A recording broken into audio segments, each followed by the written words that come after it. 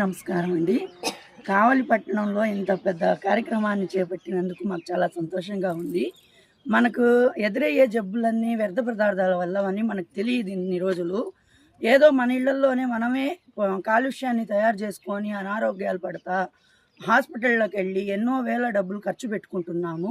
కానీ దానికంటూ మనం చేయాల్సిన ప్రయత్నం అయితే ఒకటుంది.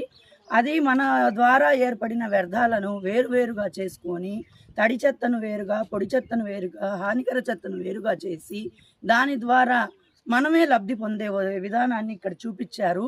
అదైతే చాలా బాగుంది.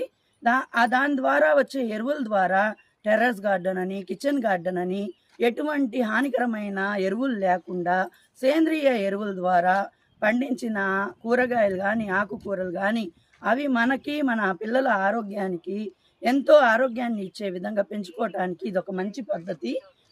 ఎవరైనా సరే ఇన్ని రోజులు మనకు తెలియని విధానం వదిలేసి ఇప్పుడు మనం చేయాల్సింది మన ప్రాంతానికి, మన పట్టణానికి ఒక మంచి కాలుష్యరహిత ప్రాంతంగా తీర్చిదిద్దాలి అనుకుంటే ఎవరిళ్లల్లో ఉన్న చెత్తను వాళ్ళే 3 రకాలుగా విభజించి దాని ద్వారా మన మున్సిపాలిటీకి ఇవ్వటం వల్ల వాళ్ళు ఎరువులాగా తయారు చేసి ప్రతి ప్రాంతానికి ఒక గొప్ప ఉదాహరణగా చూపించడం చాలా బాగుంది కావల్లో.